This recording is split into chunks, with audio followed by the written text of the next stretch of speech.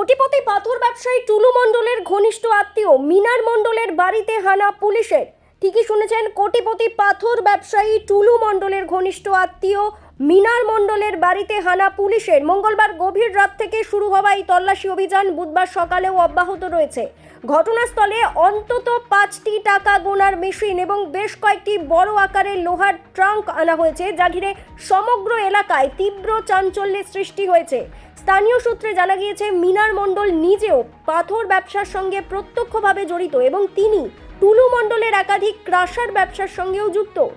মঙ্গলবার গভীর রাতে আচমকাই বিশাল পুলিশ বাহিনী মিনার মণ্ডলের বাড়িটি ঘিরে ফেলে। এরপরই শুরু হয় চিরুনি তল্লাশি। বাড়ি থেকে বিপুল পরিমাণ নগদ টাকা উদ্ধার হয়েছে বলে সূত্রের খবর। উদ্ধার হওয়া টাকার পরিমাণ এতটাই বেশি যে তা গণনা করার জন্য একাধিক টাকা গোনার মেশিন নিয়ে আসতে হয়েছে বলেই জানা যাচ্ছে।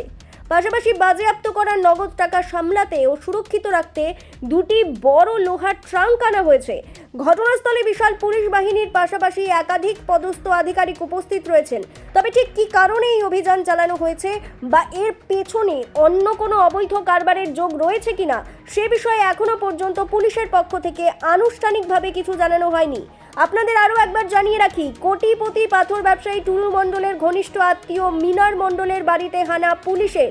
ঘটনাস্থলে অন্তত 5টি টাকা গোনার মেশিন এবং বেশ কয়েকটি বড় আকারের লোহার ট্রাঙ্ক আনা হয়েছে, যা ঘিরে সমগ্র এলাকায় তীব্র চাঞ্চল্যের সৃষ্টি হয়েছে।